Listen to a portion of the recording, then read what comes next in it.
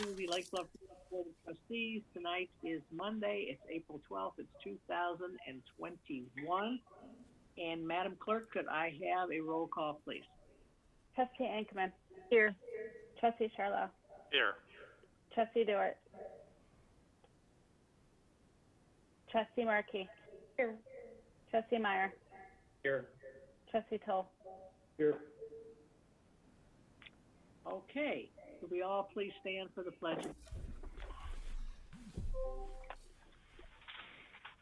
I pledge allegiance to the flag of the United States of America.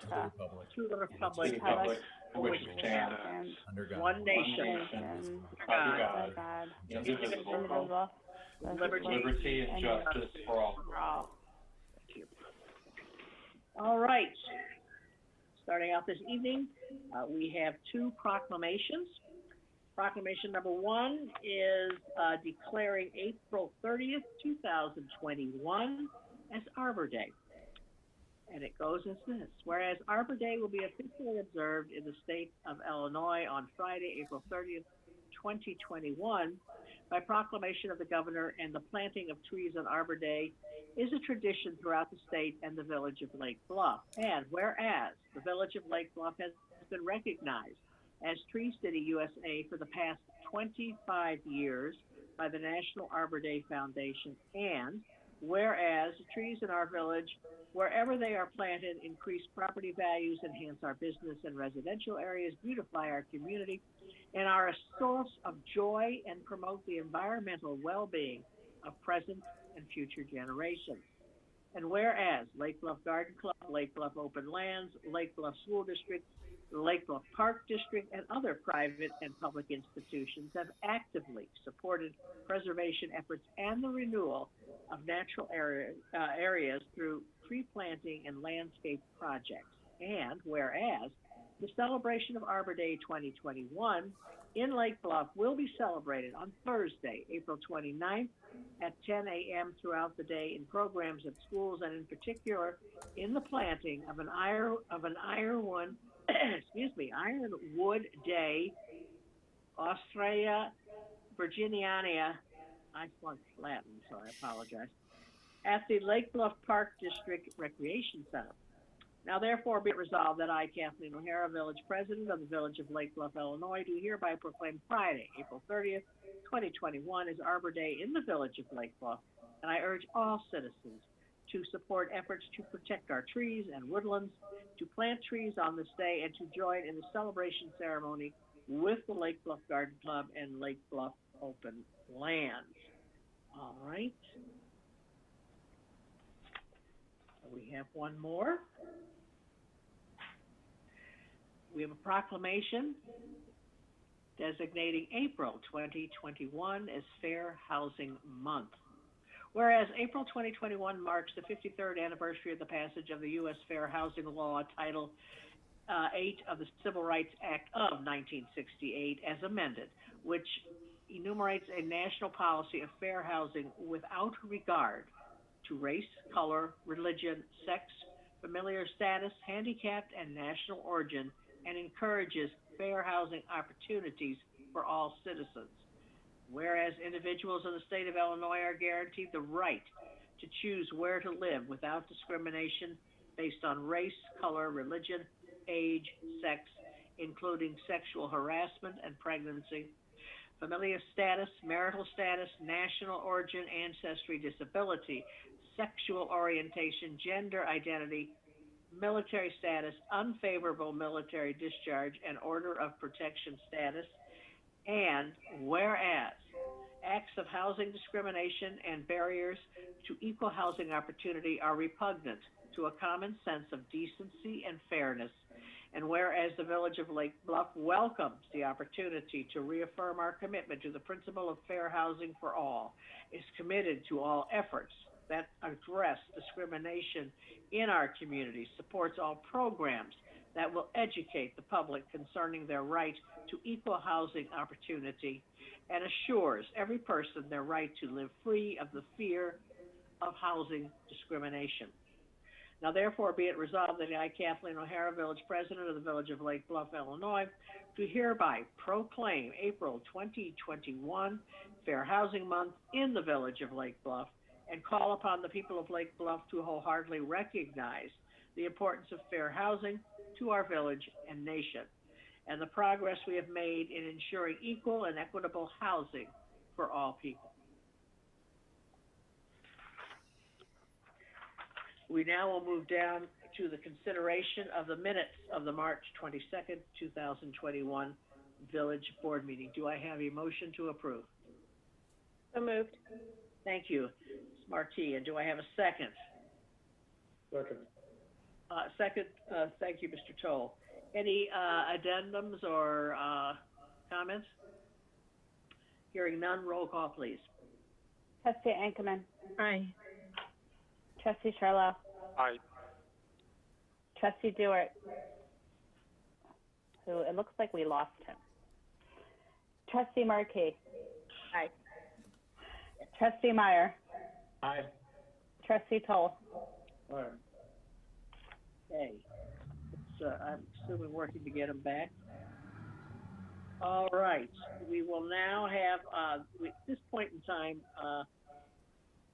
the village trustees and presidents allow 15 minutes for any individual to address the board on any item or any interest that is not on tonight's agenda. Drew, do we have anyone that looks like they wish to speak this evening? No, ma'am, nobody is raising their hand, and there's no questions in the open queue. Okay, thank you. All right, I think at this point we will now go down to the village finance report. We have the warrant reports for March 23rd, April to April 12th, and February 2021 payroll expenditures. Do I have a motion to approve? So moved. So moved, thank you. Do I have a second, please? Second. Second, Mr. Charlot. Expenditures of village funds for payment of invoices in the amount of $430,080 for March 23rd to April 12th. We also have expenditures of village funds for payment of payroll in the amount of $301,976.37 for February 2021, which gives us total expenditures of $732,057.26. Are there any questions at all for our finance director or administration? Hearing none, roll call, please. Trustee Charlo. Aye. Trustee Dewart. Trustee Markey. Aye. Trustee Meyer. Trustee Toll. Aye. Trustee Ankerman. Aye. All right, we will go down now and ask for the village administrator's report, which will be regarding the April 6, 2021 Architectural Board of Review meeting. All right, Drew, do you want to run us through that? Yes, thank you. Would you prefer that? Before I do that, I had one other item I just wanted to cover really quickly. So a week from tonight, the Village Board and the Historic Preservation Commission will be holding a joint workshop to discuss proposed changes to the village's historic preservation regulations, and that meeting starts at 6 p.m. and again, that's a week from tonight. And there's information regarding how folks who are interested in this topic can join that virtual meeting on the village's website. So I just wanted to mention that first before I get into the balance of my report. So there's two items. One is a request from the library on a fee waiver. Before we get to that, I wanted to report on some important and time-sensitive information. As you know, the Village Board had previous conversations a few months back about the village's 2021 road improvement program, which has contemplated resurfacing and redoing almost all of the curbs between Walnut and Oak along East Scranton Avenue. And as part of that review, our engineers were kicking around different ideas and concepts and found a way that they could rework the alignment of East Scranton to make it one way, and that would pick up some additional parking stalls, which led to a conversation about various alternative parking opportunities in the central business district. And the board at that point said, let's hand this off to the ABR and let them opine on what their thoughts are on these various parking alternatives, as well as other enhancements that the village may want to consider doing as part of the central business district public improvements that are going to happen in the fall. So the ABR had a conversation, actually 2 conversations already, and the second one occurred last week. And I'm going to bring up my screen here. Bear with me.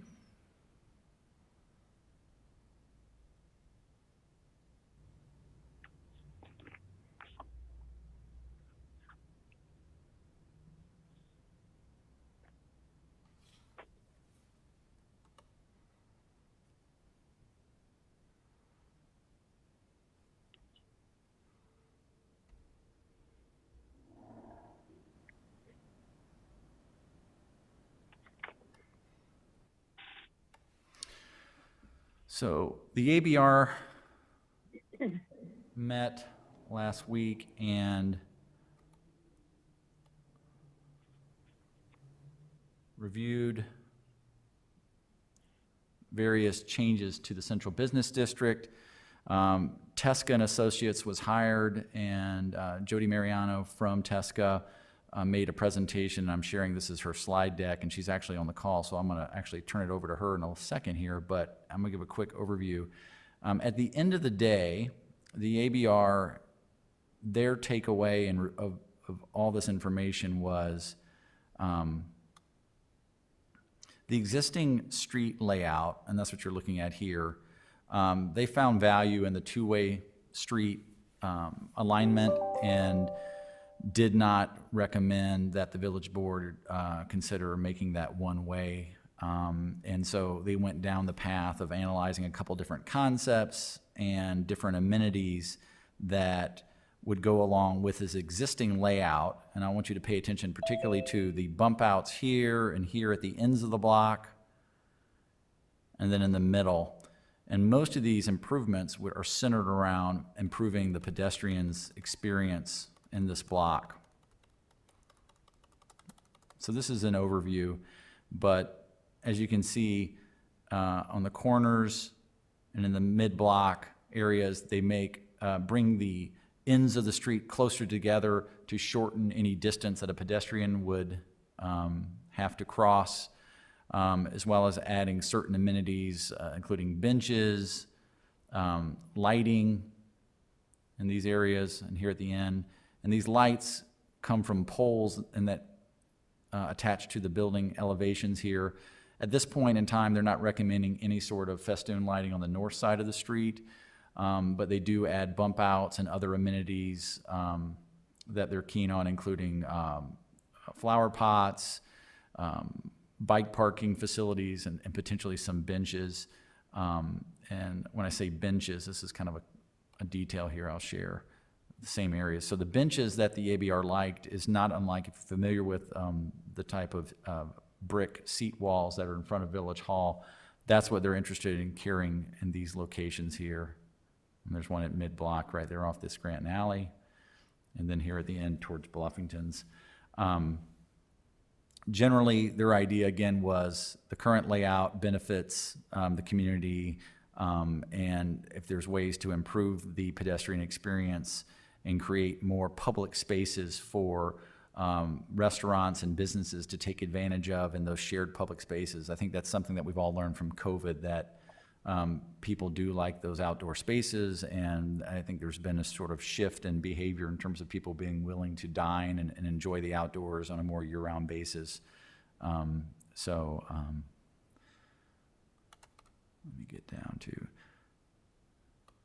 this is another view of the Scranton streetscape, and this is the concept one that the ABR was really pleased with. And as you can see, the lighting there on the south side of the street that sets off that corner. That existing corner is where the garden club did that donation of planted areas, and there's some art in there, and that will have to be relocated, and we'll work with the garden club on that, assuming that this is the village board is also keen on this layout and will continue to move forward. I mentioned earlier that this is time sensitive. This is a project that the board has been talking about doing in the fall. And in order to do that, the village engineer will need to put together the specs and get that on the street so that it can get bid and awarded in time to do this work in the fall. And that the reason we would do that, again, is that would be able to take advantage of that construction season and not interfere with the early part of the outdoor dining season and give the restaurants a chance to get their feet back under them post-pandemic, assuming things keep moving in the right direction, which appears that they are. Jody, I know you're here on the call. I don't know if you have anything to add, what I missed. I'm sure I missed a lot, but I was trying to give a high level. Hi, thank you, Drew, and good evening, everyone. Thank you for having me. I was really just here as support to Drew in case questions came up, but just as Drew mentioned, we had a meeting with the ABR last Tuesday. They did have some great comments, and concept one was what was suggested. I think the only thing I would add is that we did a few sort of word exercises with the ABR prior to that meeting last Tuesday, and a lot of the input that we heard was, Lake Bluff is so special, don't screw it up. You guys have a wonderful downtown. You have 15-foot plus wide sidewalks, which is the envy of many communities, and you have wonderful land uses. And so the goal really is to try and make it more walkable, hang on to the things that you already have, and to better support the businesses with additional places for seating and dining. So where we can, we've carved out more space for tables and chairs to be placed in and around the sidewalks. There was a question placed, thank you, Jody. There was a question placed in the chat box that I wanted to address. The question was raised, will these new bump outs like the mid-block crossing and the bump out towards Bluffington's on the east side of this concept number one, the answer is yes, that will eat up existing parking stalls. I think, let me get to that exhibit, but the ABR, again, put on their scale, they put their thumb on the scale on the side of pedestrian improvements and amenities that would benefit the streetscape over the auto-centric environment, in the sense that they didn't necessarily favor parking for vehicles and said, you know, it's better to create spaces for the public pedestrians to enjoy rather than worry so much about parking, given one, that the village's parking inventory is in a positive situation. Yes, this is true that this particular block of Scranton is heavily utilized and is probably in a deficit situation when you look singularly at this particular block, but that's not to say that there isn't plenty of public parking available that's just not as convenient for this particular block. So they looked at the various parking scenarios and thought that they were riddled with too many warts to justify the trade-offs of trying to force those to make those happen, and actually went the other direction and said we'd be on the side of things to recommend eliminating parking stalls, again, to improve everyone's experience.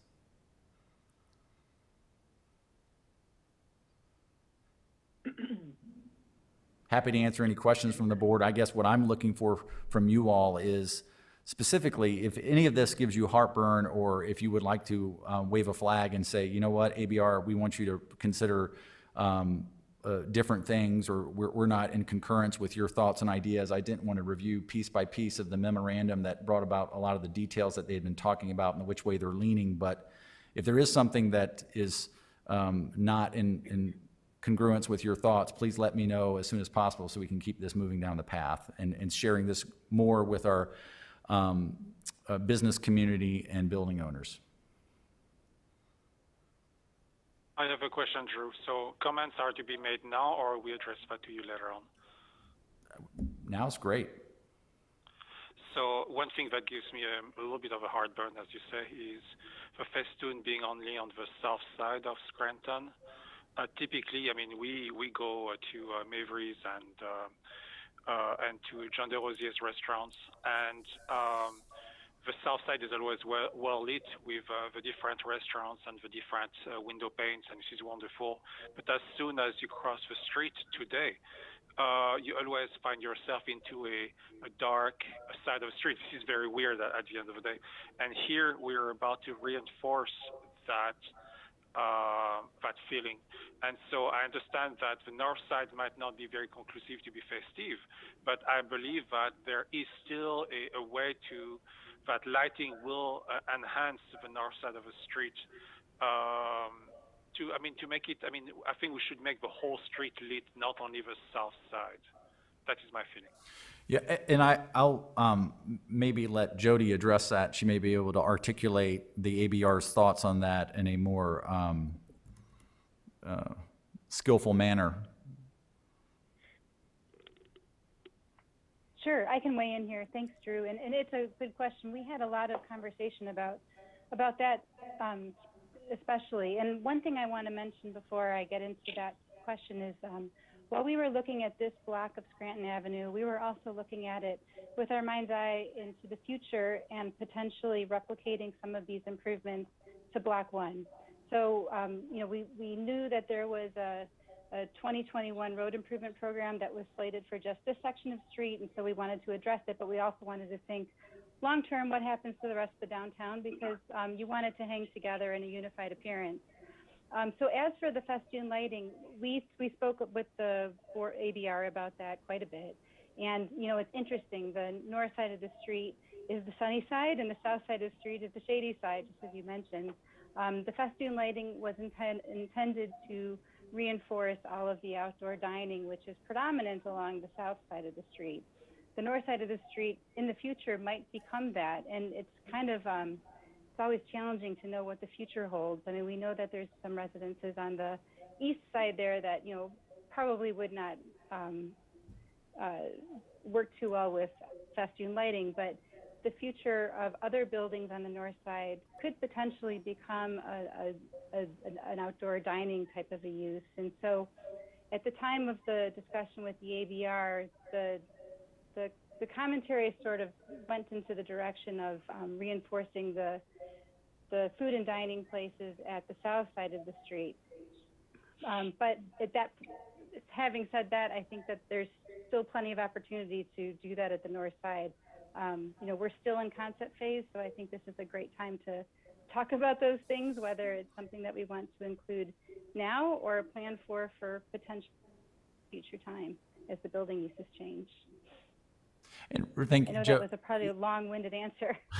And I think part of it too, Trustee Charlot, is that the ABR was looking at the existing structures and the elevations and the architectural features of those elevations, and felt like that by having the lighting go from across the street created a visual that they felt was not the best foot forward for the village. And that's why they were keen on keeping it only on the south side for now. But as Jody mentioned, that you could take this and make this the left hand. This might be this. You view this as the right hand. If you turned the left hand and moved it over to the first Block 1, you could repeat that same type of treatment, something on the corner along with the building lighting. But at this moment in time, based off the structures that are on the north side of the street, in their view, that having the lighting going all across the street was not the best way to illuminate the central business district. So, I just had a quick question about the parking.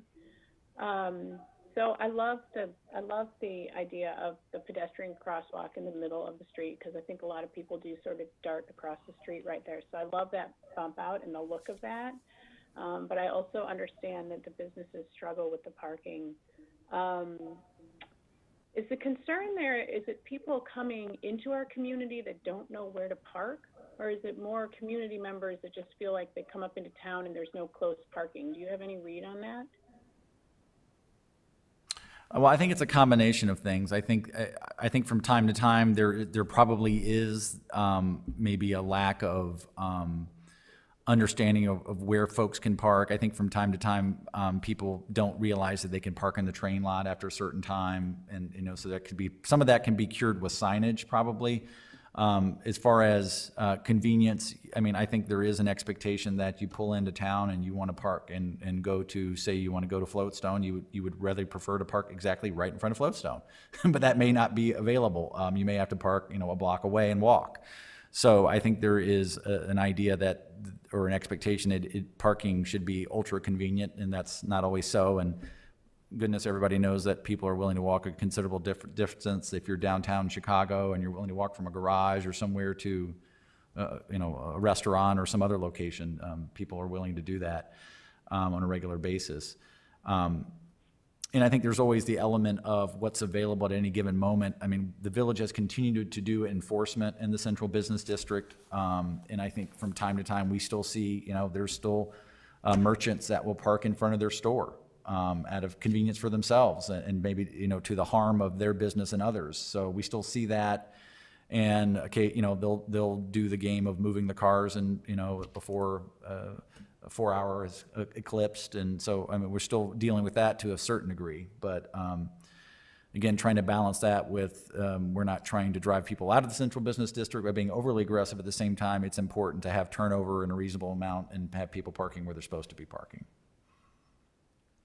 So I guess just to follow up with that, you mentioned signage, and that's kind of where I was going. I know we've got a group together now that's looking at the branding and the marketing, but maybe we could include in that conversation with the branding and the marketing some signage that works with our branding that we could put out. We could, not obnoxious signage, but signage that just sort of points people and allows them to know where they can park and if, around the village where they can park. So that people coming into the community that want to use these amenities or you come to the restaurants or whatever, understand they can park on the side streets, they can park in the train station, what have you. That was kind of where I was going with that. No, and that's a great point. And I know Jody and I have talked about this, and this came up a little bit at the ABR at the previous meeting, is to what degree does the village use signage when there's so much technology available? People rely on their phones to get them where they want to go. And does that become just visual blight by adding signage for that point? But Jody, you want to answer the question as you did before?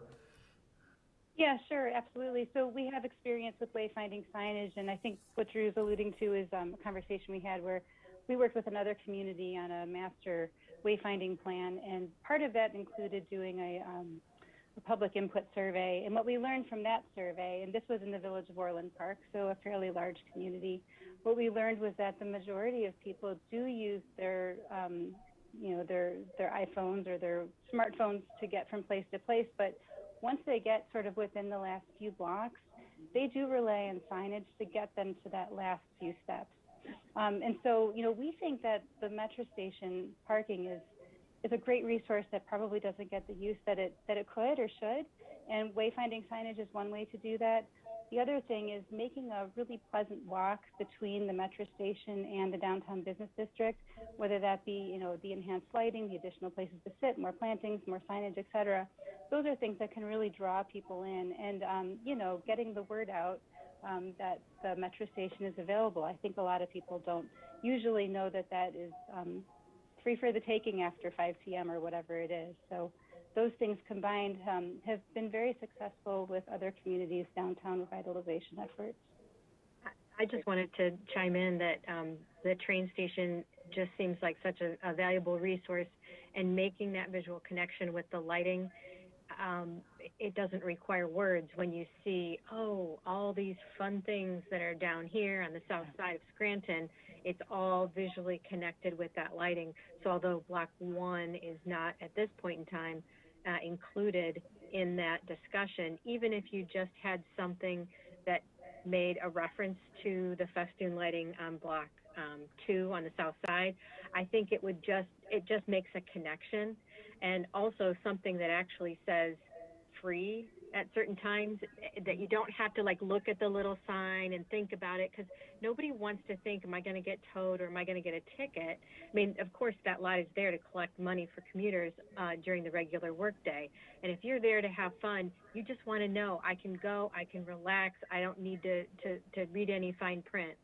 So no ugly signage, but just make it super obvious with the visual of the lighting and a sign that is, really simple, and something that maybe has a colorful village, green and blue, that type of tie-in, so that you think, I'm here for a village fun event. I'm not here as the commuter, and this is what's available to me. Yeah, and Trustee Anchorman, and that goes to Trustee Marquis' comment too, I think, and this is something that the ABR has voiced, that they do want to, I mean, this is really focused on one block in the central business district, right? Right. They want to complete this plan and go from the train station east to Evanston. And so, and that they want to finish this, and part of that work is doing exactly what you are both talking about, is connecting these areas visually with materials and, you know, same treatments. And actually the building owner and a tenant of Block 1 had the same request. It's like, hey, this is great. We think everything you guys are looking at for this block of Scranton is fantastic. In fact, I'd go as far as say they were asking, please do something for our block to connect this and make it consistent. But this is going to be such a phenomenal visual and place to be and experience that we're afraid it may harm us, which is hard to believe because it, you know, Block 1 has been quite the I guess it's been the I don't know, best practice, if you will, for our downtown for the longest time, since it's been in place anyway. But anyway, so I just thought that was interesting. But the ABR is certainly wanting to finish that work. Right. Well, I would just encourage the train station piece, even if it's not that large, something not the full blown commitment, because people need to make that connection sooner than later. Because right away, people are going to feel the pinch of slightly less parking, and if that connection is made sooner, the better. Anybody else? While we're still on signage, I don't know if anyone remembers, we have a very minute, tiny little sign up there near the corner of 176 and Green Bay, and Drew knows this because I've been harping on this for such a long time, that says, if you look very, very closely and get up very closely, you will see it says a sign pointing to the historic downtown. Is it possible for us to kind of enhance that, just like I've asked before, to get a bigger sign that will promote our downtown area? Yes is the simple answer. Pardon me? Yes is the simple answer. I know, and I've been asking this, I will say, for several years. Yeah. And I think that as we look at enhancing all these other things for our downtown, I think that as we can direct people, I think as the study has shown, that as you get close to downtown, people look for visuals. And the more that we can promote and make it easier to access, I think that would be valuable for us. We can do that. I'm holding you to it. Thank you. President O'Hare, one of our merchants has been on this call with several questions, and if it's all right with you, Susie McMurray, I'd like to. Absolutely. Yeah. Yes.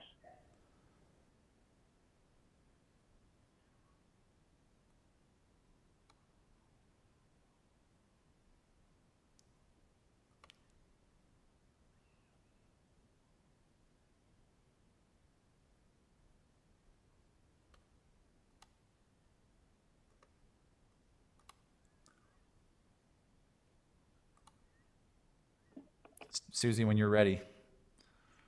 Okay. I didn't know you wanted me to talk. I was just listening. I didn't want to sit there and answer all your questions. You had a lot of great questions, and I want you to. Well, the first one I said was, I was asked about if we were losing parking spaces, because I realized with those bump outs, it's going to do that. And you explained that, and I just said that as a business owner that needs parking, I'm disappointed that we'll lose parking instead of gaining spaces with the one-way concept. And I hope that, this is a concept that you wouldn't just sweep under the carpet forever, that, it's something to keep in mind down the line if you need to change it at any time, because I think it's not a bad idea. But I think it's important to incorporate Block 1 across the street. But I understand, you've also got, Block 2. You've got Block 1 that has 3 restaurants. And then you cross the street at a diagonal and you come over to the other side and you've got everything else is on the south side of the street. What if you could connect after you get them to park in the train station, connect the train station to block 1 and then to block 2 with those lights, and brighten the crosswalk from the station to show people who come into town that are new, show them that they can park there, but then have a little walkway that guides them, across the street to where they should be. Because I think as long as you're changing block 2, you really need to incorporate block 1 in this lighting and stuff. So Yeah. That's my 2 cents. And you also had a comment about losing parking. Yeah, I did, and it saddens me. What are we losing? 2 parking spaces? It depends on the scale of the Bluffington bump out. That was one of the things the ABR was working through at the end. They liked the idea of on the east side of kind of smoothing out this sharp corner and giving the Bluffington's corner, similar size, I'll call it surface area. But that detail's still in the works, but that would probably, and they could even kind of go to the south side here, may eat up another space. I think it was netting out, at least the original concept was a loss of 3 stalls. Is that right, Jody? I have to I think that sounds about right, Drew. I'm just looking Okay. at the little I'm paper. testing your visual. You are. Yeah. That's correct. And, it's tough. I mean, everybody wants to have parking convenient, just like was said earlier. But we hope that we're, by doing these improvements, it's a more pleasant walk, that people will be willing to walk a little bit of a longer distance. There you go. Thank you. Yeah, so existing parking out there today is 35 spaces. Concept 1 with all of the bump outs is 32. Concept 2 with all of the bump outs is 40. So, that is the change in parking. And I don't know if anybody's talked about this in the past, and I guess Drew alluded to it, but there's a lot of creative things being done with parking management. I know the restaurants in Highwood have partnered with valets to do different types of valet services. There's probably a whole conversation to be had about management if that was something folks were interested in, but that does play. I would say that most of my customers come from out of town. Mm-hmm. I can't get Lake Bluff people to float. They just don't get it. We're not a buoyant bunch. Yeah. Well, it's very frustrating because you guys won't even come and try it. So anyway, it's very hard. But they are looking, to park close, because they're going to leave and they're going to have, they're going to have just showered, they have a wet head, they want to get to their cars, especially in the winter. So it's, it's more difficult for them to park farther, but, whatever. It's not going to make any difference because you're going to do what you're going to do. But I've never had, so far, clients not be able to find a place to park, though. I think sometimes they end up by the library. I don't know that they've found any side streets yet. Yeah. Well, that's good. I mean, that's less than 50 yards, right? That's fine. I Yeah. agree. I'll walk that far, but I'm just saying, if you had just a little sign that says additional parking, Mm-hmm. That they could see, that they could turn left and park on that street, or, turn right and then there's parking around the corner. It just worries me. If they're coming at lunchtime, there's no place to park in town. Well, there's the train station and other points, but they're not as convenient for sure. Well, but they just don't know about it, is what I'm saying. It's Yeah. that the people that come to me are mostly out of town people. Yeah. I mean, I have people that come all the way from Wisconsin to float. Wow. So. Drew, I have a question in that it occurs to me that on Scranton, on both the library side and the Block 3 side, there's some curbage that's not currently marked for parking. Is that correct? Particularly toward the Evanston end. And it occurs to me that there might be 2 and perhaps even 3 spots to be gained by marking a couple of spots, particularly on the south side of Scranton, and maybe 1 more on the north side of Scranton. You know, I can, I'll look at that with the village engineer. So we can identify that. I suspect that's in front of the residential homes on that further east on that It block. Yeah. My guess is Yeah. that the village has chosen not to mark that to try to let that part of the neighborhood feel like the rest of R4 where there aren't parking stalls marked. It's just my thoughts on that. But I'll talk to Jeff about that.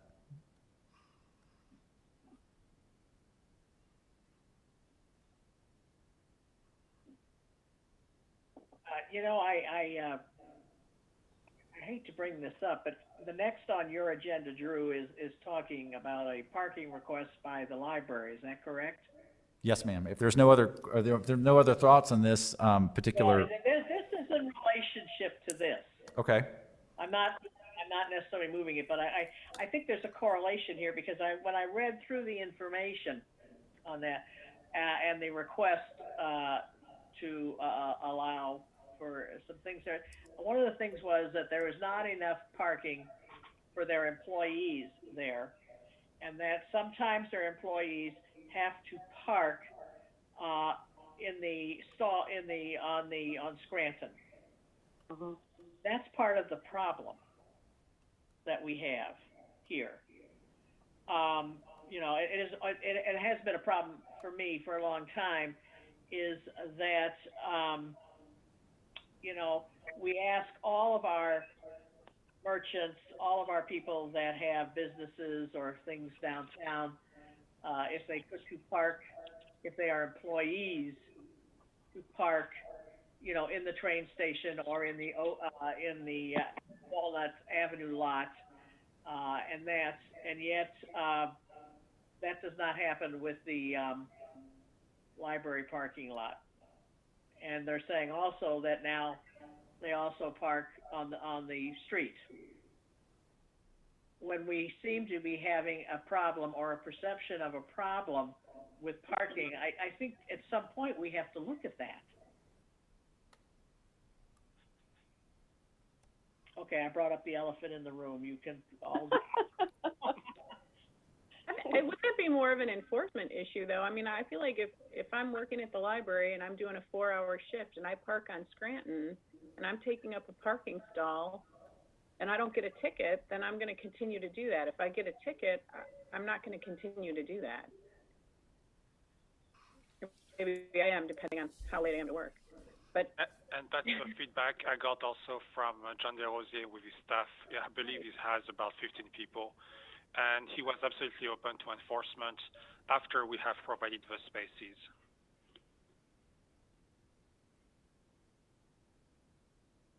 Well, if they're parking in a stall and moving it and parking lawfully, they're just, I mean, they're hurting themselves in the sense that they're, you know, the patrons can't find other parking places when they're trying to do the same. And so, I mean, ideally, you know, if in a perfect world, the parking lot behind the library, I brought this up to the library board and Village President Kathleen O'Hare, you know this, the idea, wouldn't that be great if those parking stalls. That should be, in my opinion, that should be public parking. And that the employees of the library should be, you know, like we request of every other employer in town, that the employees park at the designated lots, either at the train station, you know, or the Walnut lot. And I'll admit that that's always been a problem for me because I've never understood why. Well, isn't the library the owner of those stalls as opposed to it being on a street in a public parkway? I mean, that to me is the big difference. Yeah, it'd be nice if I could park in this fellow's driveway right over there because he's not in his driveway either, but that's just not something that's permissible. Is that true that it's owned by the library? Yes. Like attached to that building? Yeah. So I mean, yeah, I'd like to park there, but it's theirs. Well, we can disagree. Are we disagreeing that it's theirs? Other communities, they provide also as best they can some public parking, for their,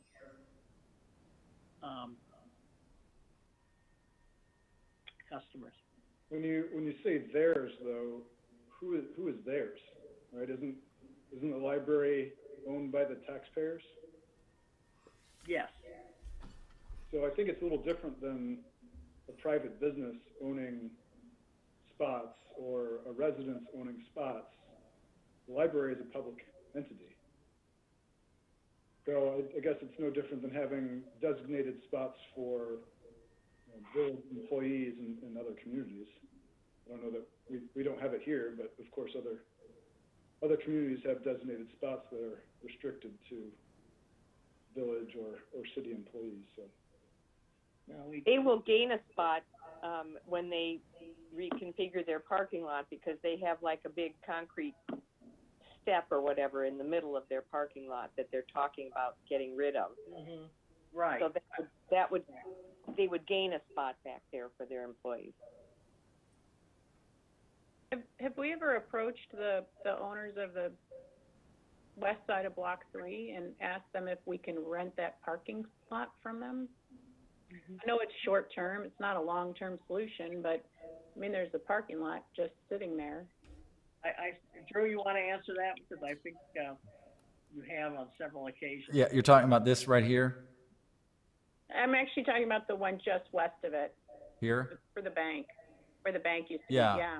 Yes, we have. We've reached out. In fact, I mean, years ago, we actually negotiated a lease when PNC owned this, right when they were marketing the property, and then they sold the property, and so I literally had to pull the item off the agenda. But over the years, we've approached various owners about that and have not been successful.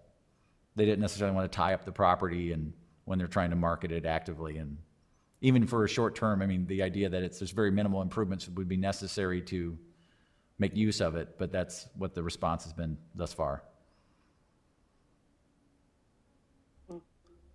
Doesn't mean we can't keep trying.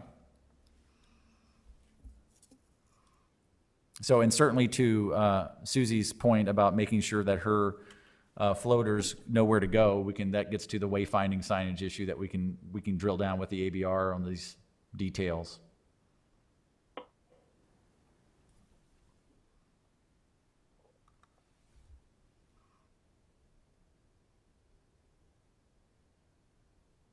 Okay. So if there's, I think there was only one report of heartburn, but hopefully those got cured, or at least enough to keep drilling down and keep exploring and refining this plan with the ABR so we can get it out to bid. And I think from a cost perspective, we were talking about this with staff earlier, the idea that of the amenities that the ABR spoken about, I mean, there's money in this budget that's on the agenda later tonight for certain amenities like the bicycle parking racks and so forth. Really, the thing that has us slightly curious into how the numbers will come back would be the seat walls, those brick seat walls with a stone cap. Like that's the one that could be expensive and doesn't have to be done, but of course we can bid it as a bid alternate and come in and look at it then, and there'll be time for the village. We'll have another opportunity to re-examine its financial position and see how the sales tax come in this first and second quarter of the year and be able to reevaluate that if you want to go ahead and tackle that if they are pricier than what we've so far set aside for this project, which is around $250,000.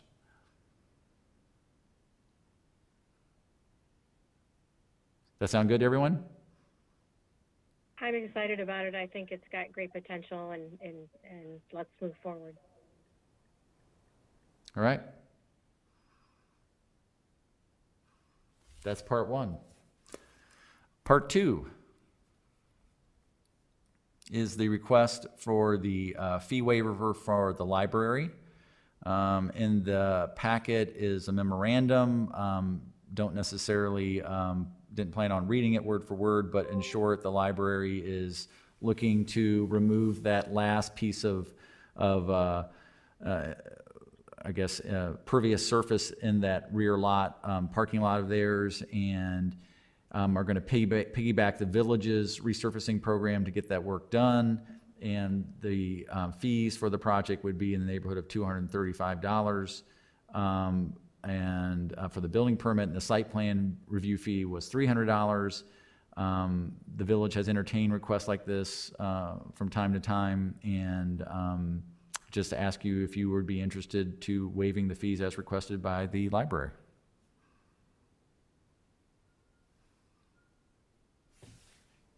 I'd be okay with that.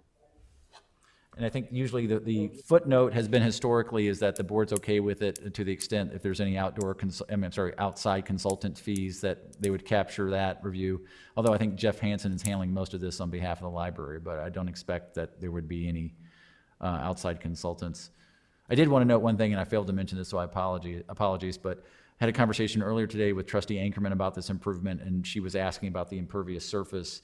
And this property is in the recreational, institutional, and open space district. It doesn't have a specific threshold or limit on impervious surfaces, but there is a stormwater inlet in the parking lot right by this area this area will sheet drain to. The village engineer, Jeff Hansen, had looked at this and is not concerned about this at all in terms of negatively impacting the neighbors. It's not that big of a impervious surface, a new footprint, so he didn't have any concerns, so.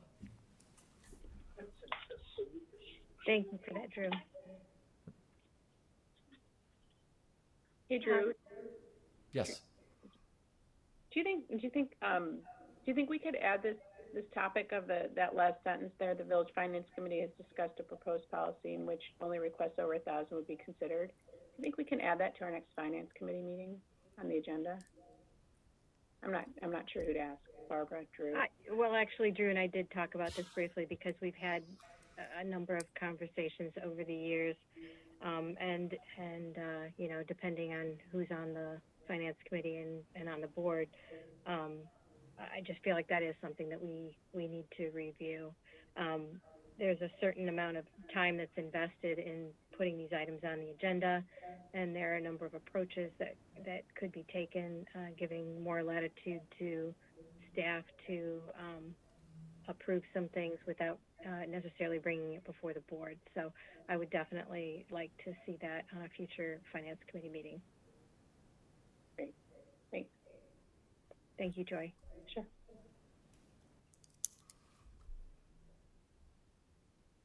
Okay. Drew, do you have anything else?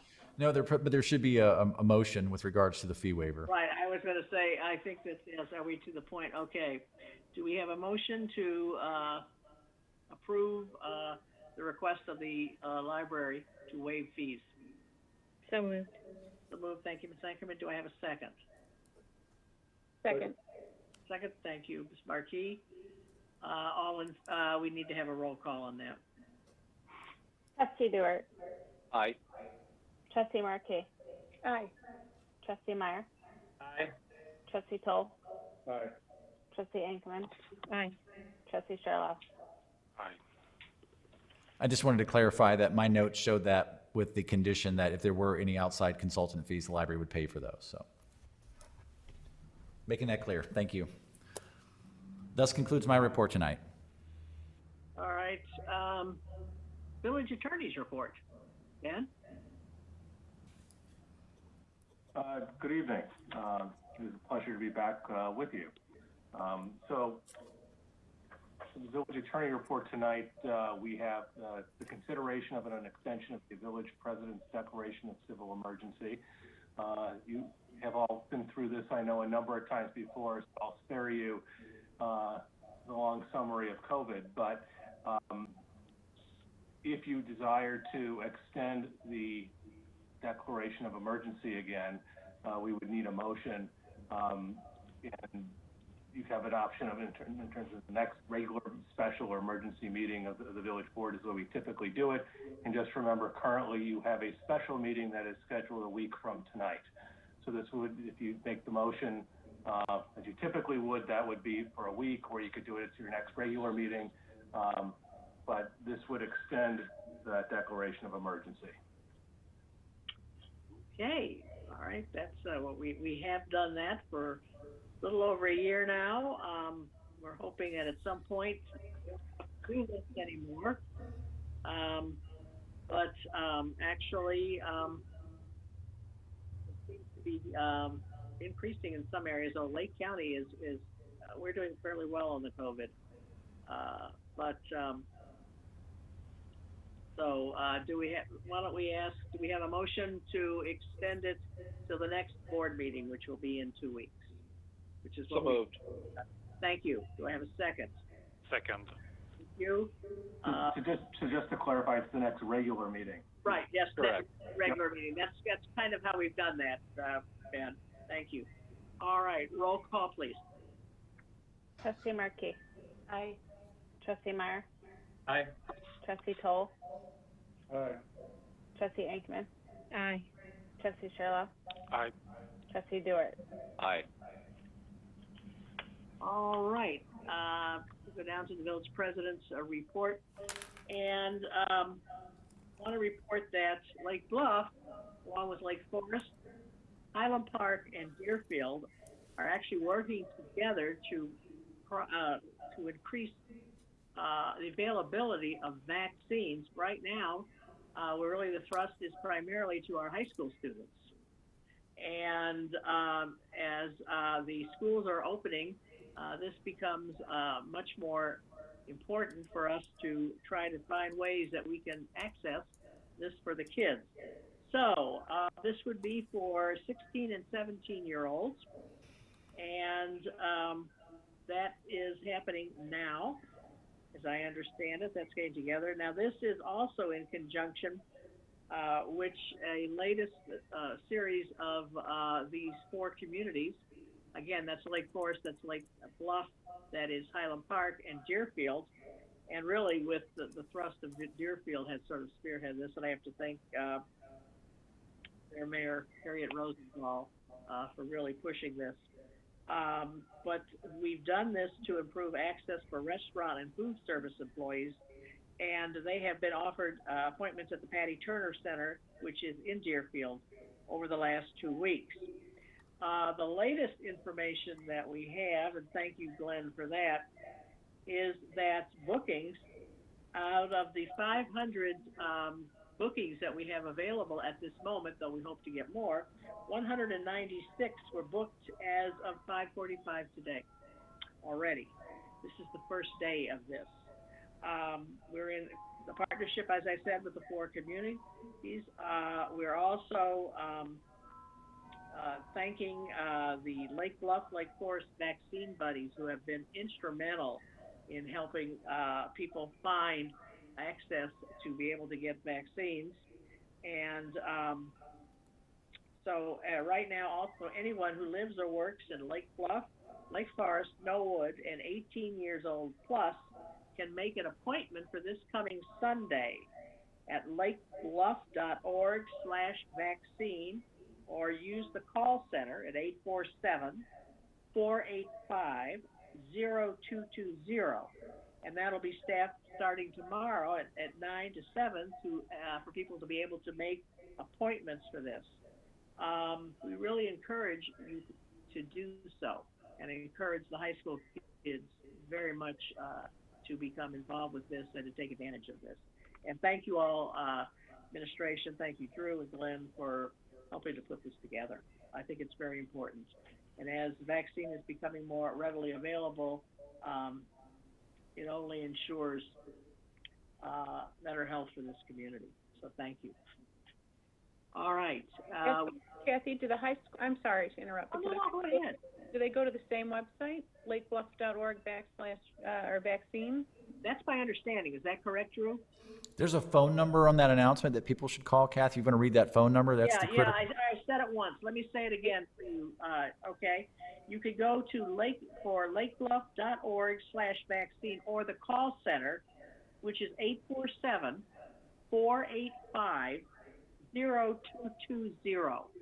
And that'll be open starting tomorrow, staffing from beginning at 9 a.m. to 7 p.m. Okay.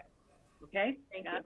And anybody else, please take advantage of this. I think it's a great opportunity right now and necessary.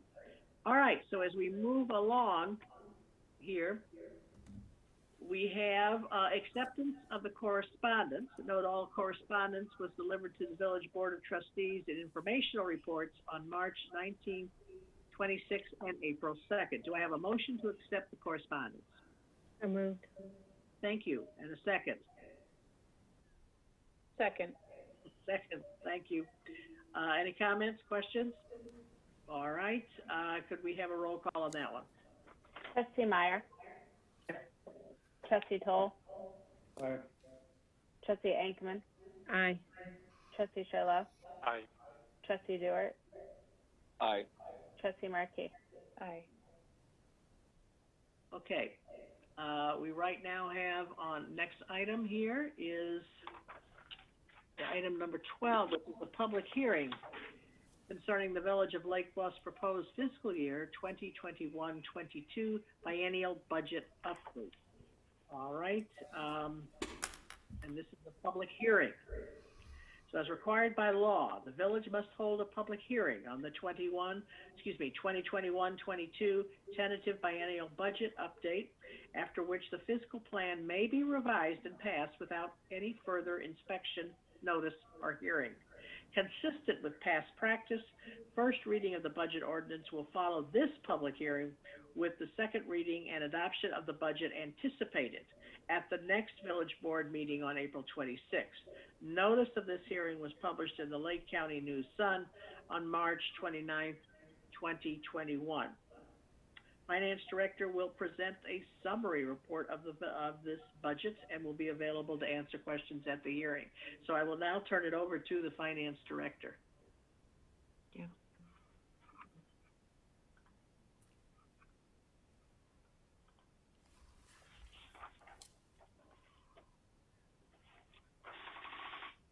Can everyone see that screen?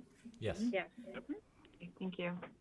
So good evening. The public hearing for the village's biennial budget update for the fiscal period beginning May 1, 2021 and ending April 30th, 2022. The 2023 strategic plan includes an expression of the Village of Lake Bluff's mission, and these fundamentals are directly correlated to the planning and commitment of resources for which the budget is the building block. The village's organizational goals are also the basis for the budget. It focuses on fiscal responsibility, sense of community through quality service delivery, economic development by infrastructure investing, stability with planning and long-range reviewing, environmental sensibility, utilizing program management, and public assets, continuing infrastructure maintenance. The FY22 is the second year of the village's biennial budget, and this type of budgeting provides more certainty, diligent reviewing, and supports an orderly spending pattern. The operating budget, all costs except capital and contingency for the village and the library, is $12.35 million for FY22, representing a 2.17% decrease when compared to FY21. The budget is organized by funds which allow for the allocation of resources. Not all activities of local government have the same financial objectives, and the various funds in the budget account for activities with different objectives. The general fund is department expenses. Special revenue is fire tax, IMRF, Social Security, motor fuel, and 911. Capital is special project funds. Debt is the bond debt fund. And water is a business enterprise fund for revenues and infrastructure services related to water to the community. Public pension is a trust fund to separately account for pension fund revenues and expenses. And the library, considered a component fund, however, they levy their own taxes.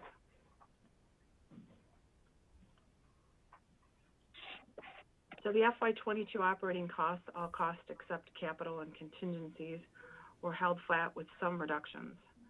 Some highlights from the operating budget include personnel services as a category, which includes salaries, benefits, and insurance. The FY22 salary increases of 2.5% and 2.25% overall, with expected anniversary increases for police union and public works personnel respectively. Police patrol and public works collective bargaining agreements expire April 30th, 2022 and April 30th, 2023. Fire department personnel cost expenses are comprised of about $320,000 and relate to how the village is providing fire and EMS services. Additionally, there is a $28,000 budgeted Social Security expense tied to that salary. Benefits, medical and dental insurance budgeted to increase about 10% due to changes in premiums. However, expenses are lower in the benefits category, as the prior budget included estimated amounts for new member reserve assessments that are no longer needed. The contract and commodities section of operating, some highlights in that category: the Intergovernmental Service Agreement, or IGA, between the City of Lake Forest and the village for ambulance costs were renegotiated for a 5-year term through 2025. The IGA fee structure was amended to service-based fee structure with some anticipated increases, and also an additional recalculation or retro payment of $175,000 in FY22. CLC Jawa's wholesale water rate is currently $2.29 per 1,000 gallon and is projected to be $1.63 in FY22. Additional changes to the FY22 budget consist of path repaving, Macquarie pedestrian bridge work, lift station improvements, public safety, air conditioning replacement, and general fund road resurfacing programs for $600,000. The contingency budget, as with past practice, is $200,000 to provide for temporary funding for unseen needs or emergencies. And then pension costs also are comprised in the operating budget, and the police pension expenditures reflect the annual 3% COLA benefit adjustments for pension recipients, and as well as the Illinois Municipal Retirement Fund, which is mandatory for all other non-police employees.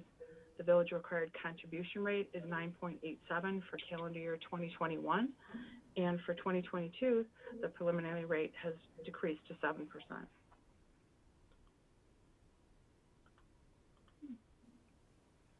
For the fiscal year 2022, in addition to the concerns regarding the state's fiscal management and its potential effect on the municipal allocation of state shared revenues, such as income, sales, personal property tax, and motor fuel taxes, there was concern related to the ongoing COVID-19 pandemic public health crisis that influenced revenues and expenditures. The FY20 budget was prepared with modifications, reducing state shared revenues because of the health crisis, while also reducing expenditures. General fund transfers to the vehicle replacement fund. Therefore, the general fund balance reserves are expected to increase to about 80% of operating expenditures. These reductions have safeguarded reserves and allowed for continuing funding of capital projects in FY22. From a planning perspective, the village's economic outlook remains strong, yet cautious in the face of current challenges. The FY22 budget update includes the Capital Improvement Project Fund that was created for the purpose of utilizing general fund reserves to address capital improvements, and a listing of those projects will be provided later in the presentation. The village continues to balance available resources with the cost of providing appropriate services, and this chart represents a historical look back at the swings in revenue during economic downturns. Some assumptions currently used were a flat rate for the village's property tax extension, only the library's portion utilizing CPI, and declining EAVs were also considered. Sales tax assumptions were budgeted to match the FY21 trends, and other taxes are market or weather driven, and those assumptions have seen some adjustments this budget cycle depending on year-to-date historical amounts. Overall, a conservative approach has been taken. According to the Illinois Municipal League, on the spending side, at the beginning of the pandemic, it was difficult to predict what sectors of the economy would be hit in a sustained or catastrophic way. While declines in spending on services, restaurants, and travel were obvious. Less obvious were some of the other patterns affecting consumer spending. American spending on durable goods, furniture, or exercise equipment was up $60 billion, while non-durable spending, alcohol, food for home consumption increased $39 billion. For Lake Bluff, a large percent of sales tax revenue is based in non-durable spending and auto spending, both of which are rebounding locally. Additionally, delays in payments from the state or any other legislation that could affect the revenue streams will be closely monitored. So this chart just reflects a graphic that shows the projected revenues, a 9% reduction from pre-pandemic FY19 revenues. Here we have a 6-year history comparison to the budget, which shows the stability of property tax revenues and sales and home tax budgeted declines of FY21 and 22. So you can see the budgeted declines and then the increases and how we've changed some of the projections going forward.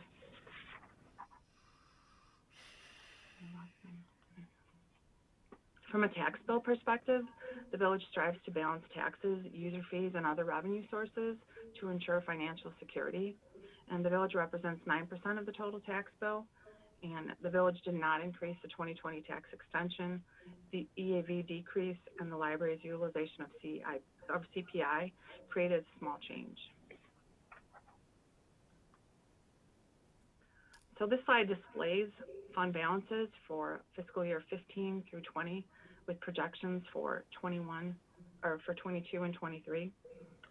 The fiscal year 20 and 21 fund balances are tied to the pre-planned reductions of interfund transfers to the vehicle replacement fund and also expenditure reductions. FY22 and 23 projections include partial interfund transfer reinstatements and the addition of continuing capital projects.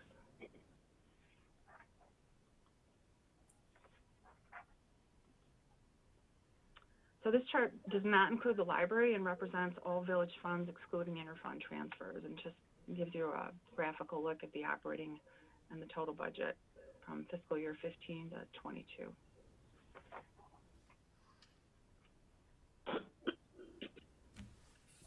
The library's long-range plan is under development to chart a course through the significant ongoing changes experienced by today's public libraries.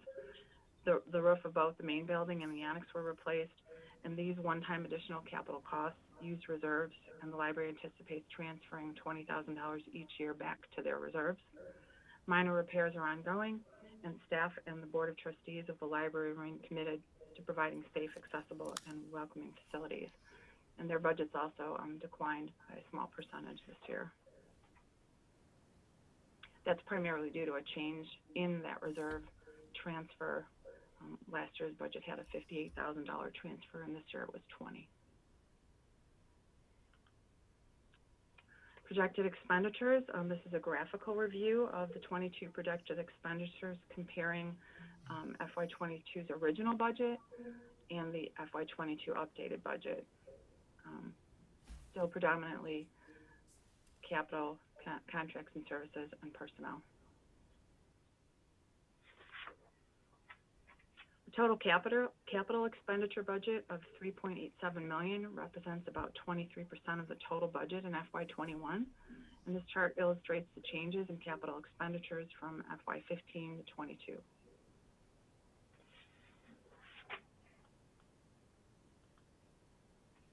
This slide is just a graphical representation. Per the legend, you can see waterways, sanitary storm, walkways, and water improvements. Sanitary storm being the green, water the blue lines, walking projects, the dashes, and the solid yellow, the street and parking lot project improvements.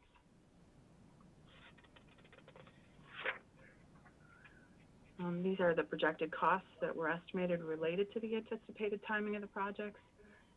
As reviewed in the Finance Committee, same list, public work capital projects included are the original estimated budget numbers and the newly incorporated FY22 budget requested numbers, ramping up on capital, things that we had held off last year, as well as the waterfront projects, some additions, some carryovers as well, and capital fund projects with the Green Bay Road reconstruction and the bridge, pending potential grant support in FY25. And that's it. Thank you. Questions for Bettina? Can we please have a copy of that presentation, Bettina, please? I didn't Sure. find it. Yep, thank you. Sure, I can share that, no problem. Thank you. Anyone else? All right, with that, we'll proceed down to item number 13, which is in relation to what Bettina was talking about, which is an ordinance adopting the biennial budget update for the Village of Lake Bluff for the fiscal years commencing on May 1st, 2021 and ending April 30th, 2022. This would be first reading approval. And do I have a motion? So moved. Thank you, Ms. Ankerman. Do I have a second? Second. Second. Thank you, Mr. Toll. All right. This tentative budget in the amount of $16,476,396 plus $1,777,350 in interfund transfers for FY 2022 includes the Village of Lake Bluff funds and the Lake Bluff Public Library funds. The village is submitting an update to its 2-year fiscal plan. This update to the multi-year budget process emphasizes long-range planning, budgeting for results, effective program management, and fiscal responsibility.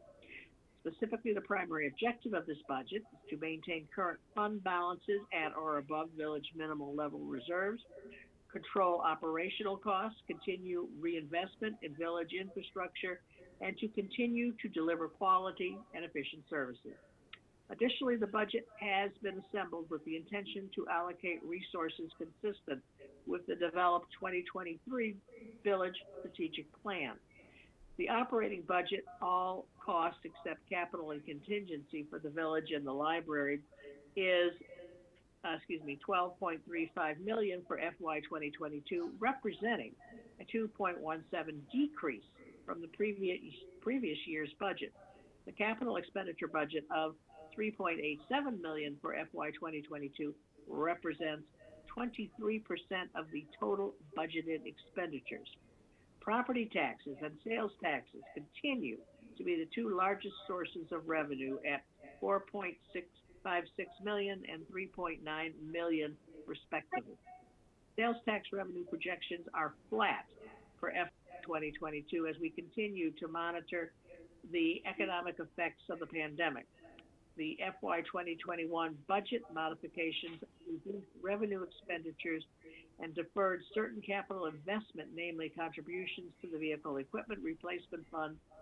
And the FY 2020 budget updates include a partially reinstated contribution of $180,000 to the Vehicle Replacement Fund. On March 22nd, 2021, the Village Finance Committee discussed and recommended approval of this tentative budget document, which was available for public inspection on March 23rd at the Village Hall, the Public Safety Building, as well as online at the Village's website at lakebluff.org. Are there any comments or questions by the trustees to the administration on this? Hearing none, roll call, please. Trustee Toll. Aye. Trustee Ankman. Aye. Trustee Sherlow. Aye. Trustee Dewart. Aye. Trustee Markey. Aye. Trustee Meyer. Aye. All right, item number 14 is an ordinance amending Title I of the Municipal Code of the Village of Lake Bluff regarding the comprehensive fee schedule. This again is first reading approval. And do I have a motion, please? So moved. So moved. Thank you, Ms. Markey. Do I have a second? Second. Here by Ms. Ankerman. As per the biennial budget development process, staff and the Finance Committee reviews the village's comprehensive fee schedule. At its March 8th meeting, the committee reviewed the financial situation of the village's water fund and recommended a 2.5 increase in the water rate in order to provide additional funds to support operations of capital improvements. The attached ordinance would enact these changes effective May 1st, 2021. Any questions, comments by trustees? All right, hearing none. Roll call, please. Trustee Inkman. Aye. Trustee Sherlow. Aye. Trustee Dewart. Aye. Trustee Markey. Aye. Trustee Meyer. Aye. Trustee Toll. All right, item number 15, which is a resolution approving a site plan for alterations to the Lake Bluff Library parking lot. Do I have a motion for this, please? So moved. So moved. Thank you, Ms. Ackerman. Do I have a second? Second. Okay, second by Ms. Markey. The library is planning to repave their parking for this year. They are requesting site plan approval to remove the landscape peninsula in the row of parking spaces along the south property line.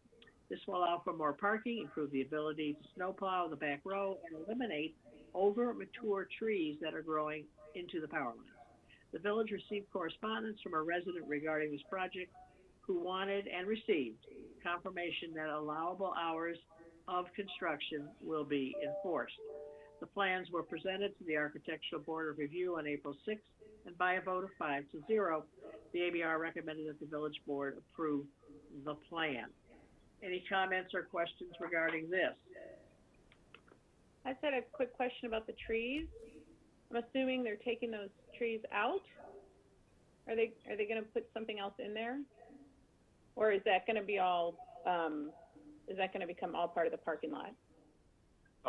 Yes, it's going to become part of the parking lot where the trees are. Okay. It's going to be paved. Okay. Thanks. Sure. Okay. Anyone else? Roll call, please. Trustee Sherlow. Aye. Trustee Dewart. Aye. Trustee Markey. Aye. Trustee Meyer. Aye. Trustee Toll. Aye. Trustee Inkman. Aye. Okay, moving on to item number 16, which is a resolution approving an intergovernmental agreement by and between the City of Lake Forest, the City of Park, and the Village of Lake Bluff, establishing the Lake Shore Radio Network. All right, do I have a motion? So moved. So moved by Mr. Dewart, thank you. And do I have a second, please? Second. Second by Mr. Charlot, thank you.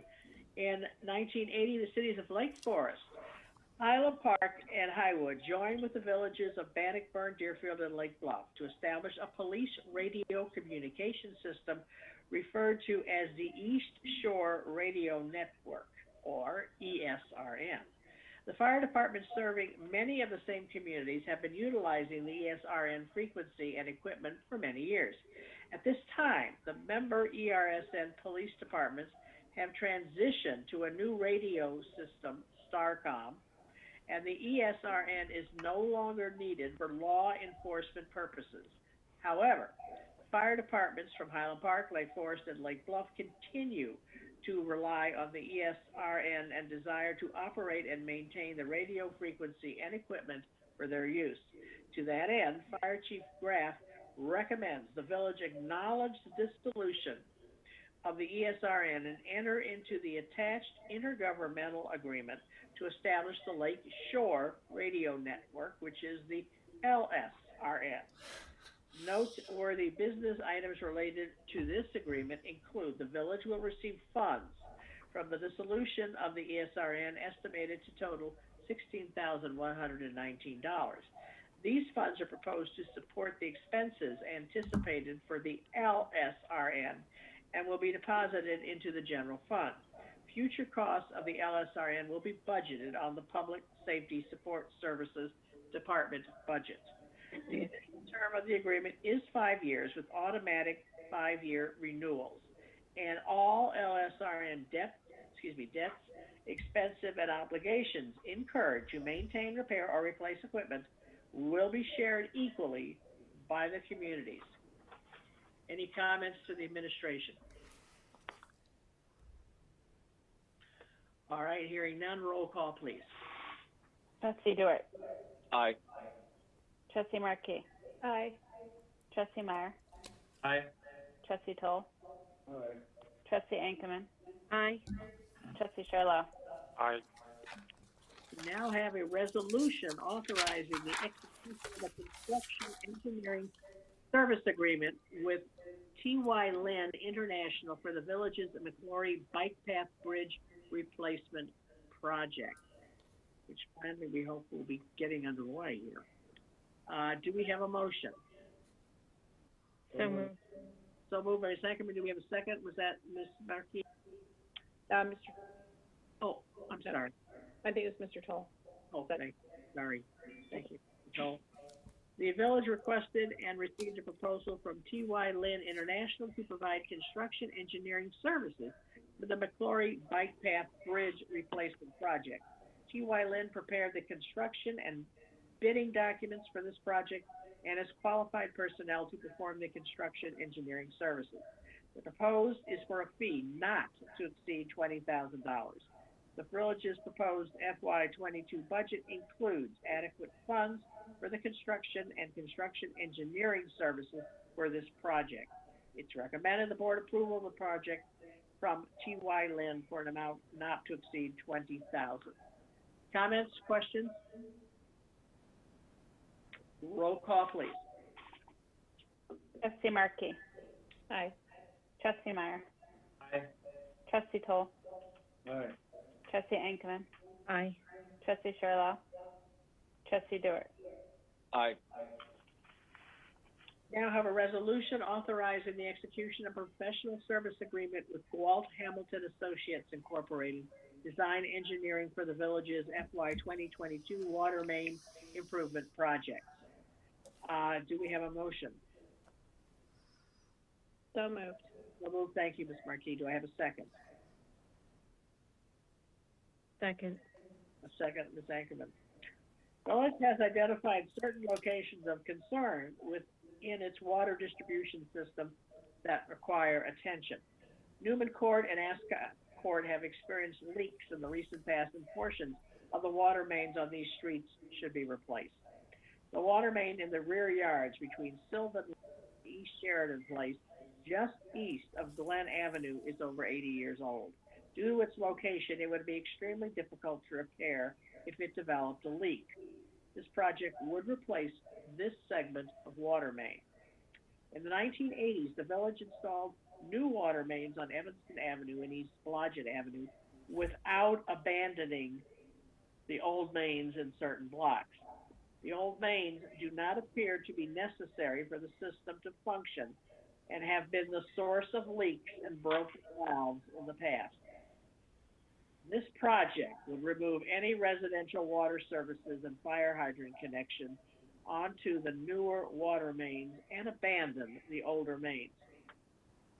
The proposal was requested from Walt Hamilton Associates to design and assist the village in building and permitting of the project to address the section of water mains with construction to occur in the fall of 2021. Walt Hamilton Associates has exhibited specific expertise in the design of water distribution system and has successfully done projects for the village in the past. The proposal from Walt Hamilton Associates is for time and expenses not to exceed $22,974. The project is in the current capital improvement plan and is included in the proposed FY 22 budget. It is recommended the board approve the proposal from Walt Hamilton for $22,974. Are there any questions, comments? Roll call. I have a question, President O'Hare. We had a discussion about water main maybe a month ago, 2 sessions ago, and the question I have is, how can we systematically know what is in front of us? How can we systematically know the state of our water main without having to do a piecemeal? And I wasn't quite sure of the answer by our village engineer, Jeff Hansen, on that.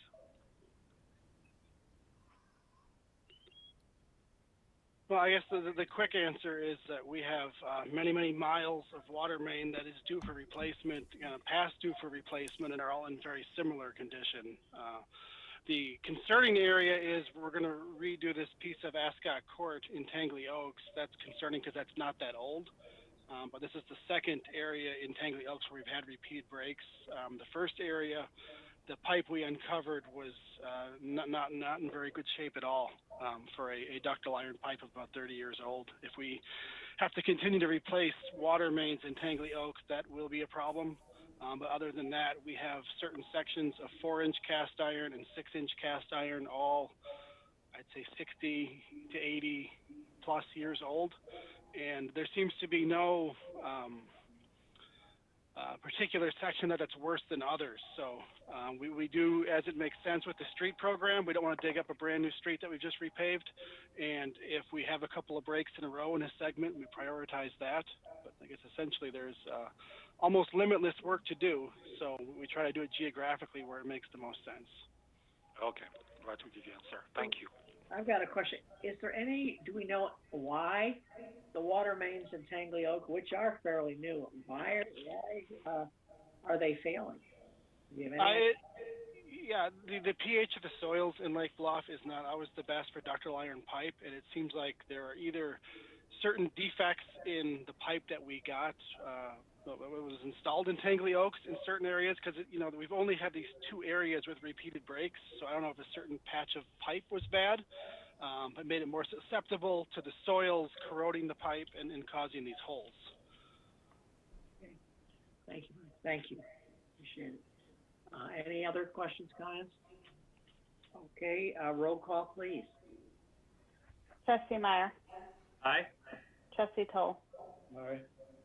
Trustee Inkman. Aye. Trustee Sherlow. Aye. Trustee Dewart.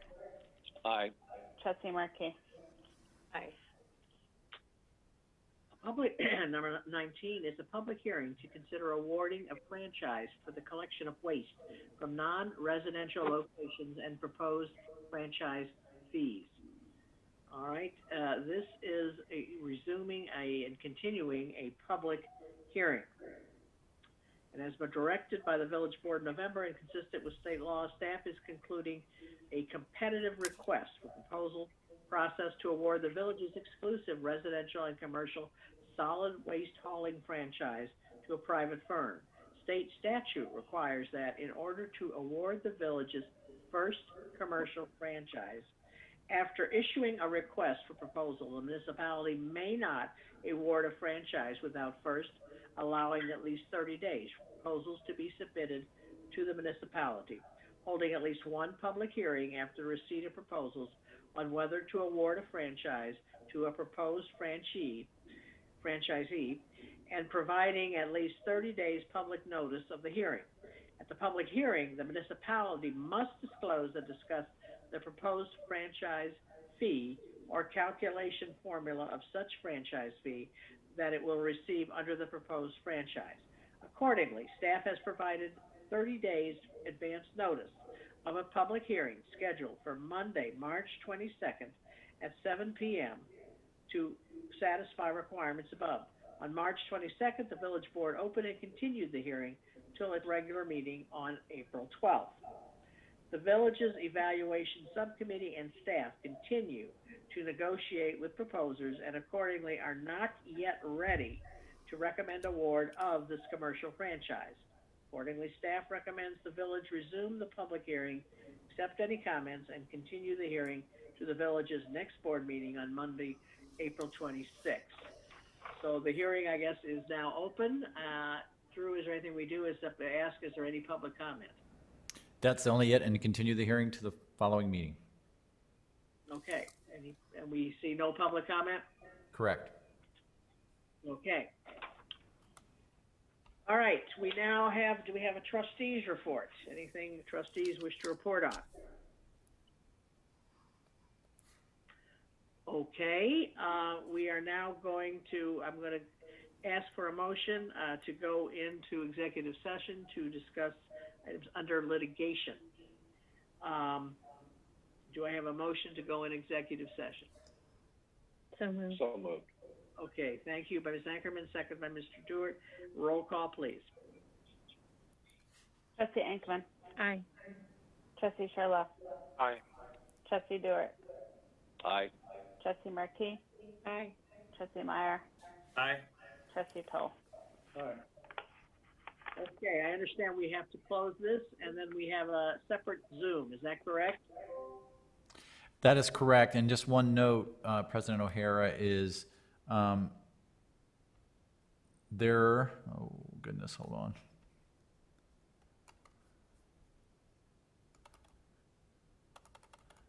The village board will not be coming back into open session at the conclusion of this meeting. It would be, there's no reason to come back in. So I just want to make that clear to anybody paying attention to this call. There's no attendees on the call at the moment. There could be somebody watching on television, but at this point, after the closed session, the meeting would be adjourned. So.